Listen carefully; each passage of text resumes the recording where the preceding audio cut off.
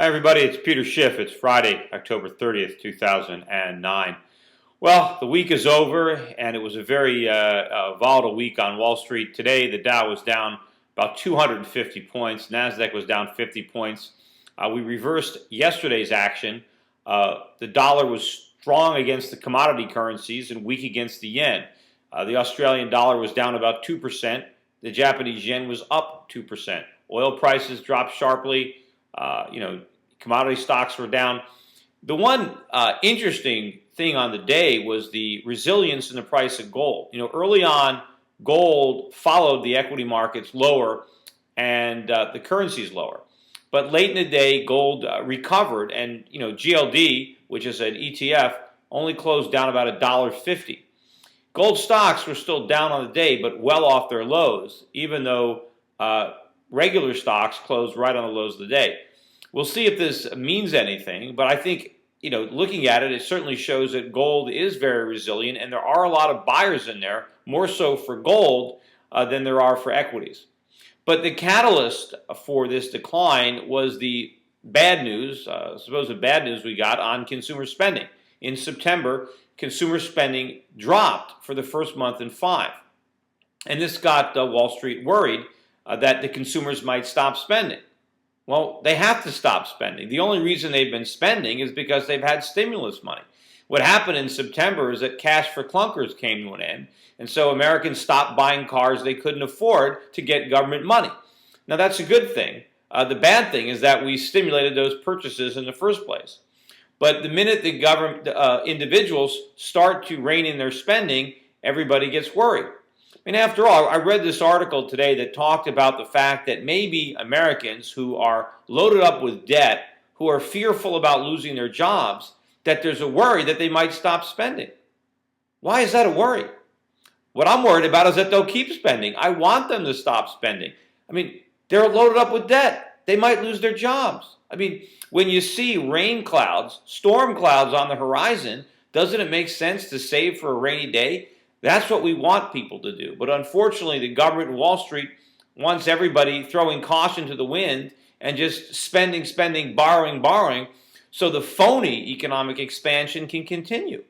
But we don't want it to continue. And the reality is, the longer we keep stimulating the economy, the bigger it's going to contract when we withdraw the stimulus. Now, you might say, well, then let's not withdraw the stimulus. Let's stimulate forever. Well, we can't do that either because we'll destroy the dollar. And then we're going to have an even worse economic collapse than the one that we would have had if we simply didn't stimulate in the first place. That is the catch-22. That is the dilemma. Wall Street keeps talking about when will the government remove the stimulus. And I keep saying, well, they can't remove it unless they're willing to accept the fact that the economy is going to contract. The phony economy is going to contract. Right now it's only expanding because it's on the equivalent of life support. But we don't want to support this phony economy. We actually want to pull the plug. Because the longer we keep the phony economy going, the more painful it's going to be when we eventually have to do the right thing because we can't do the wrong thing indefinitely. Just like if somebody is using drugs, if they want to continue to use drugs because they don't want to come down from their high, they run the risk of overdose and death. And again, the equivalent of overdose of stimulus is death of our currency, is hyperinflation. So we have to. This idea that if they just give us enough stimulus, that then they could, remove the training wheels and the economy can roll on its own, it can't happen.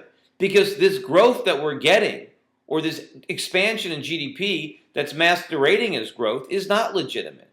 It's simply spending of borrowed money. It's simply compounding our problem. So it's impossible to withdraw the stimulus and have this kind of phony growth continue. That's what nobody on Wall Street seems to understand. They think if the government just gets the ball rolling, if they get us spending, that they'll withdraw the stimulus and we'll keep spending. Spending what? We're broke. Look at the income data that came out today. Incomes are flat. People don't have any money to spend. For a while, people thought they were rich. They were operating under a delusion. People thought they were real estate millionaires. They thought their house would go up in value in perpetuity. They thought the stock market would always go up. They thought they didn't need any savings. So they spent like crazy. That was the problem. Now people are coming back to reality.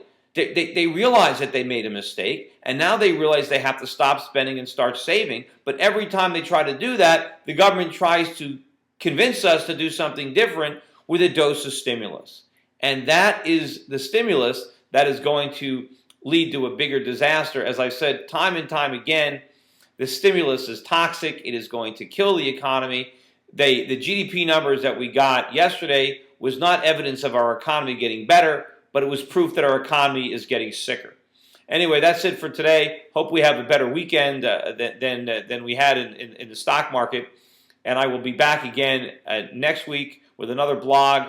Again, the contributions are really starting to come in now in the mail on Schiff for Senate, so it's great to see that. And again, I want to keep promoting the Money Bomb from September 5th. If you haven't heard about it, there's a SchiffSuperbomb.com.